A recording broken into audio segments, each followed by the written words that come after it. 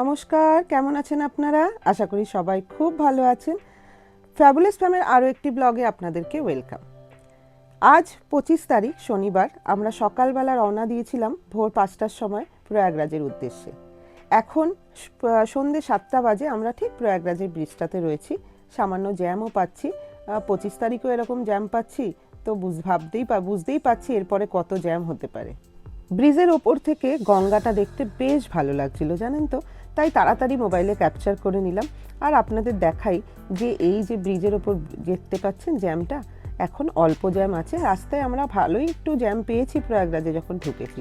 আর এখানে একটা জিনিস দেখলাম, চারপাশে যে সাইনবোর্ডগুলো রয়েছে, যেগুলো সাইনবোর্ড বলুন, রাস্তা যে কোন দিকে যাবেন সেই দিকগুলো বোঝানোর জন্য ইংলিশ হিন্দি যেরকম আছে তার সাথে রয়েছে বাংলায়ও লেখা, এই জন্য কারোর কোনো অসুবিধা হয়। দেখতে পাচ্ছেন কীরকম জ্যাম লেগে রয়েছে। এই রকম পরিমাণে জ্যাম যখন শহরের ভেতরটায় পুরো ব্রিজটা ছেড়ে আমরা যখন এয়ারবিএনবির দিকে যাচ্ছি তখন এরকম জ্যাম পেয়েছি। তারপরে যখন ভেতরের দিকটায় ঢুকে গেছি তখন পুরোটা খালি হয়ে গেছে। তো এখন আমরা খুঁজছি কখন আমরা অপেক্ষায় রয়েছি কখন আমরা গিয়ে ঢুকবো। যাই হোক, এই করতে চারিদিকে এরমভাবে দেখতে দেখতে শেষমেশ আমরা পৌঁছে গেলাম আমাদের হোটেলে। তো হোটেল বলবো না, আমরা এয়ারবিএনবি ভাড়া নিয়েছিলাম, কারণ আমরা যখনই কোথাও বেড়াতে যাই, এখন মেয়েগুলো বড় হয়ে গেছে, তো এখন কি হয়, একটা রুমে একটা বেডে আমরা 4 জন আর শুতে পারি না। এই জন্য আমরা চেষ্টা করি যে সবসময় এয়ারবিএনবি থাকলে এয়ারবিএনবিটা বুক করতে, কারণ ওখানে দুটো রুমও পাওয়া যায়, প্লাস হল টলও আছে, সেগুলো খুব একটা ইউজ হয় না, কিন্তু যেহেতু দুটো রুম পাওয়া যায় হোটেলে অতগুলো টাকা থেকে একটা রুম বুক করা থেকে ভালো একটা এয়ারবিএনবি নিয়ে নেওয়া, তো খুব ইজি হয়।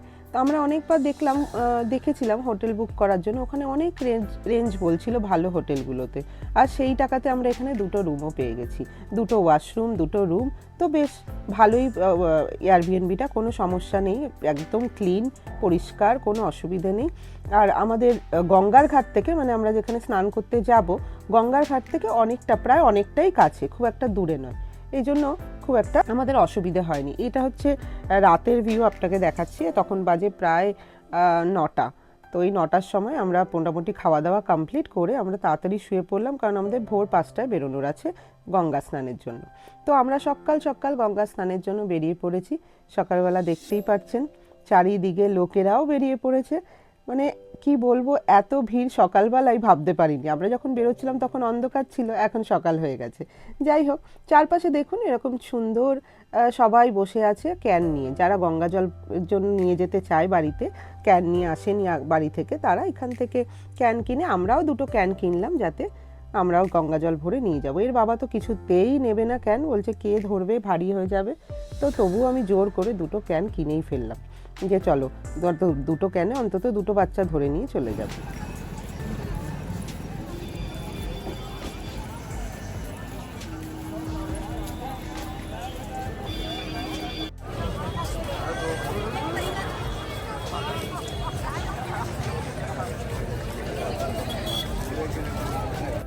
এখন হাঁটতে হাঁটতে পুরো মেলার ভেতরে ঢুকে এসেছি, অনেকটাই মেলার ভেতরে ঢুকে চলে এসেছি আমরা। চারিদিকে প্রচুর জিনিস বিক্রি হচ্ছে, যেরকম আপনাদের বলছি, ভেতরে আপনারা চায়ের দোকানও পেয়ে যাবেন, কিছু খাওয়ার জন্য, চটপাটা কিছু খাওয়ার জন্য সেগুলোও পেয়ে যাবেন। তখন আমরা যখন হেঁটে আসছি তখন দেখছি যে অনেক ঠেলাগাড়ি যাচ্ছে, তো বুঝতে পারিনি ঠেলাগাড়িগুলো আমাদের বুক করতে পারবো কিনা আমরা। তো একজন এসে বললো, হ্যাঁ আপনারা এত দূর কেন হাঁটবেন, এখনও প্রায় 3 কিলোমিটার, আপনারা ঠেলাগাড়িতে চলে যান। তো এখন আমরা এই ঠেলাগাড়ি বুক করলাম। এক একজনের জানেন তো 100 টাকা করে নিল, 4 জনের আমাদের 400 টাকা নিল। হ্যাঁ, এখন তো একটু বেশি নেবেই, কারণ এরাও তো এর থেকেই রোজগার করছে। যাই হোক, আমরা এই ঠেলাগাড়িতে বসে আপাতত মেন গেটের দিকে পৌঁছানোর জন্য চললাম। আমি যখন মোবাইল দিয়ে ভিডিওটা তুলছি, আমার মেয়েরা বারবার বলছে মোবাইলটা ঢোকাও, নাহলে কেউ যদি নিয়ে পালিয়ে যায়। আমি বললাম এত সহজ, এখানে হট করে নিয়ে পালিয়ে, ভয় তো একটু লাগছিলই। একটু ফটো ভিডিও তুলে আমি জিনিসটা আবার মোবাইলটাকে ভেতরে ঢুকিয়ে দিচ্ছিলাম। যাই হোক, এখানে এসে যখন দাঁড়াই গেটটার সামনে, ওই যে দেখতে পাচ্ছেন ওর ঠিক আরও 2 কিলোমিটার গেলে গঙ্গা পড়বে। তো এই যে ভেতরে এখন যে বাইরে আমরা ভিড়টা দেখতে পাচ্ছি, এটা দেখেই তো ভয় লেগে গেল, যে বাপরে বাপ এত ভিড়, আমরা সত্যি ভাবতে পারিনি এত ভিড়। তো যাই হোক, ওখানে দাঁড়িয়েও ওর বাবা একটু দাঁড়িয়ে নিল দোকানটা, বাবা দাঁড়িয়ে নিল, ওরাও একটু জল টল খেয়ে নিল। বললাম তারপরে আমরা হাঁটবো, কারণ অনেকটা হেঁটে ফেলেছি জানেন তো। আসার সময় তো জানতাম না ঠেলা গাড়ি পাওয়া যায়, তো আমরা মেন গেট দিয়ে ঢুকেও অনেকটা হেঁটে ফেলেছি, প্রায় 5 কিলোমিটারের বেশি হাঁটা হয়ে গেছে। জীবনে প্রথম ওর বাবা মনে 5 কিলোমিটার এরকম হাঁটলো। যাই হোক, আমার বাচ্চারাও তাই।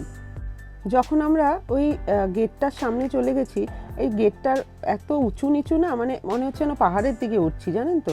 যাই হোক, ওখান থেকে এবার নিচের দিকে তাকাই, দেখি বাপরে বাপ, নিচে তো আরও, মানে আমরা যে পথ দিয়ে আসছিলাম আমার পেছনে এরকম ভিড় ছিল। যাই হোক, কী করবো, ওই সব দেখে আমরাও চলতে শুরু করলাম মেন গেটের দিকে। প্রায় পৌঁছে গেছি মেন গেটে। এই যে দেখতে পাচ্ছেন, আমরা বেশ মেন গেটটায় পৌঁছে গেছি। এখান থেকে এখন হাঁটতে হাঁটতে পুরো গঙ্গার ঘাটে পৌঁছবো।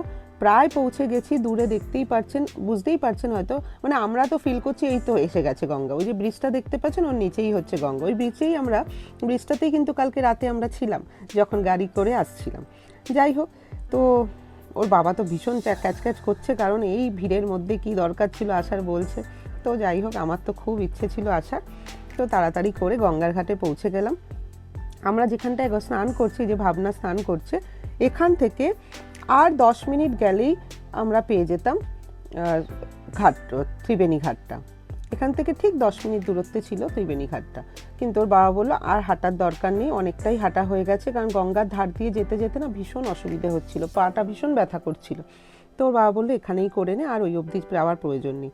তো আমি এক এক করে বাচ্চাগুলোকে, এই ভিড়টা, ওখানে স্নান করার জায়গাটা এতটাই, মানে জল খুব একটা বেশি নেই, হাঁটু অবধি জল। তো এর পরে যেটা আছে, যে ওরা করে রেখেছে ওই পাটটাতে, ওইখানটা তো প্রচুর গভীর হবে, কারণ এখানটায় পুরো বালি দিয়ে না উঁচু করে রেখেছে। এই জন্য হাঁটু অবধি জল, তো স্নান করতে খুব একটা অসুবিধা হয়নি। বাচ্চারা নিজেরা একা একাই নেমে নেমে স্নান করে ফেলেছে।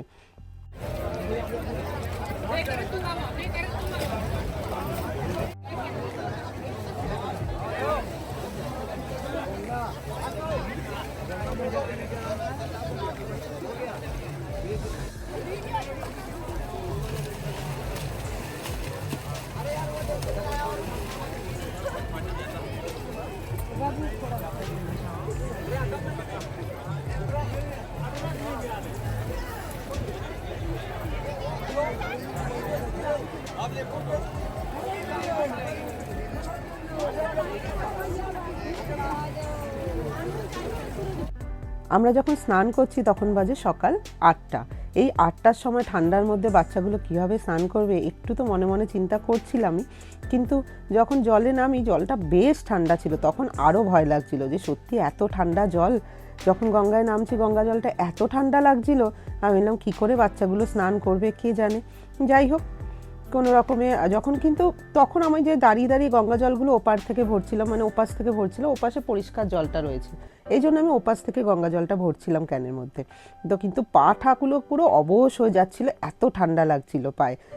তো যাই হোক, কোনো রকমে মানে ভরতে ভীষণ অসুবিধে হচ্ছিল, বিশ্বাস করুন, কারণ ওই যে চওড়া জিনিসটা রয়েছে না, ওর মধ্যে দিয়ে হাত আমার কিছুতেই পৌঁছচ্ছিল না।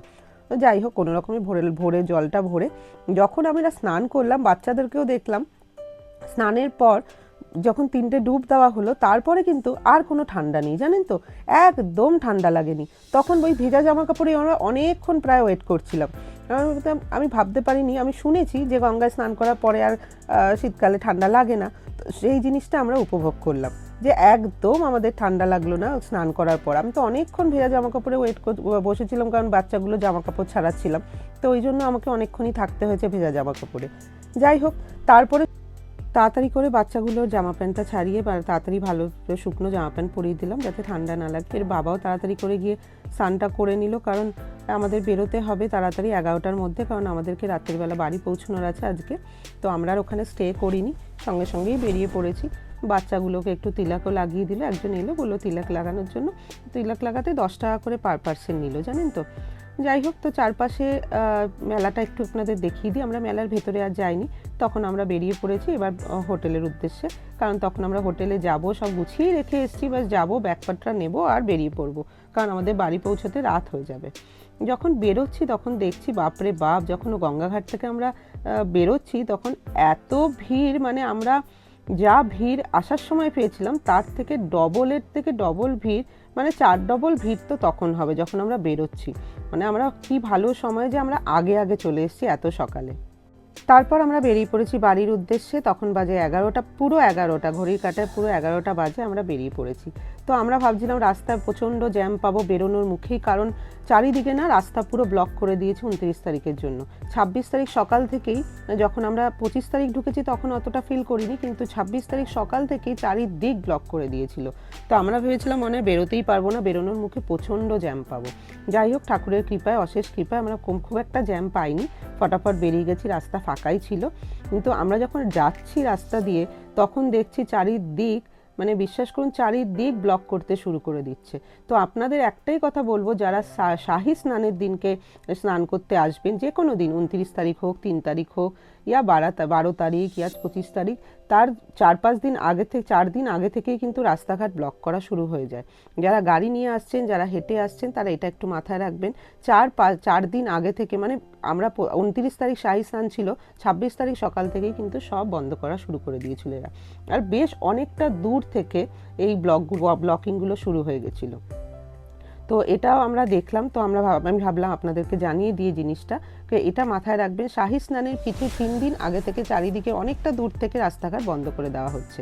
তো গাড়ি নিয়ে আসলে কিন্তু একটু সমস্যা একটু পড়তে হবে, ভালোভাবেই পড়তে হবে, কারণ ব্লক করে দিলে এমনভাবে ঢুকতে হচ্ছে। আমরা যেটা পেয়েছি সন্ধেবেলাটাও, 25 তারিখে সন্ধেবেলাতেও পেয়েছি, চারিদিক ব্লক করে দিচ্ছিল, আর সকালবেলাটাও পেয়েছি।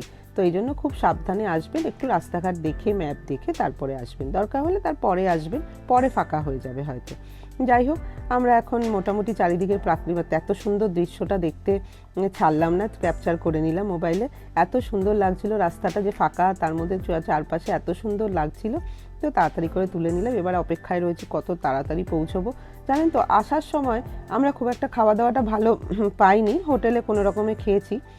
তো যাওয়ার সময় এবার খুঁজছি কিভাবে আমরা খাওয়া দাওয়াটা ঠিক হবে। এই যে দেখতে পাচ্ছেন কত দূরে আমরা এসে গেছি, এখান থেকে রাস্তা কিন্তু ব্লক হওয়া শুরু হয়ে গেছে। আমরা তখন এসে গেছি, তখন বাজে প্রায় 12টা। 1 ঘন্টা আমরা ড্রাইভ করার পরেই এই জ্যামটা দেখতে পেলাম। মানে এরা ব্লকিং করতে শুরু করে দিয়েছে এখন থেকেই, গাড়ি যেতে দিচ্ছে না। তো আমরা যেহেতু বাড়ির দিকে যাচ্ছি, এই জন্য আমাদের ছেড়ে দিচ্ছে, কিন্তু যারা প্রয়াগরাজের দিকে যাচ্ছে তাদেরকে কিন্তু আটকে দিচ্ছে। তখন থেকেই আটকানো শুরু হয়ে গেছে, এদিক দিয়ে না ওদিক দিয়ে যান। তো এই জন্য খুব সাবধানে আপনারা যারা গাড়ি নিয়ে যাবেন একটু ভেবেচিন্তে ম্যাপ দেখে যাবেন কিন্তু। এখন বাজে বিকেল 5টা, আমাদের লাঞ্চ হয়নি। আমরা সকালবেলা ব্রেকফাস্ট করে নিয়েছিলাম, যখন স্নান করে হোটেলের দিকে যাচ্ছিলাম তখন একটা খুব ভালো মিষ্টির দোকান ওখানে পেয়েছিলাম। তো ওখান থেকে আমরা কচুরি আলুর দম খেয়ে বেরিয়েছিলাম। তো এই যে দোকানটা, আমরা বিকেল 5টার সময় একটা পেট্রোল পাম্পের এসে পেট্রোল ভরানোর জন্য দাঁড়িয়েছিলাম, ওখানেই রেস্টুরেন্টটা ছিল। তো রেস্টুরেন্টের খাওয়ার কোয়ান্টিটি সবই খুব ভালো ছিল, ওর আমাদের কোনো অসুবিধা হয়নি। মানে বলতে পারেন 2 দিন বাদে আমরা একটু ভালো খাবার পেলাম। তো খাবারের এই সমস্যাটা কিন্তু হতে পারে। এখন বাজে রাত 10টা, আমরা এখন নয়ডাতে ঢুকে পড়েছি। নয়ডাতে ঢুকে এত জ্যাম পাবো বুঝতে পারিনি। সবাই প্রায় প্রয়াগরাজ থেকেই ঢুকছে মনে হচ্ছে। 12-13 ঘন্টার জার্নির পর বিশ্বাস করুন আর এই জ্যামটাও ভালো লাগছে না, গাড়িতে বসে থাকতেও ইচ্ছে করছে না, মনে হচ্ছে কত তাড়াতাড়ি বাড়ি পৌঁছবো। যাই হোক, আপনারা যারা আমার এই ব্লগটি দেখবেন তাদের মধ্যে যদি কেউ প্রয়াগরাজ গিয়ে থাকেন বা যাবেন প্ল্যান করে থাকেন, নিশ্চয়ই কমেন্ট করে জানাবেন। আর আপনাদের যদি এই ব্লগটি ভালো লেগে থাকে তাহলে একটা লাইক নিশ্চয়ই করবেন। আরও যদি কিছু আমাকে বোঝানোর থাকে বা আপনারা যদি কিছু বলতে চান, কোথায় ভুল করেছি কোথায় ঠিক করেছি, সেটাও বলতে পারেন। আজকের জন্য ব্লগটা এখানেই শেষ করছি, আবার দেখা হবে একটা নতুন ব্লগে। সবাইকে টাটা।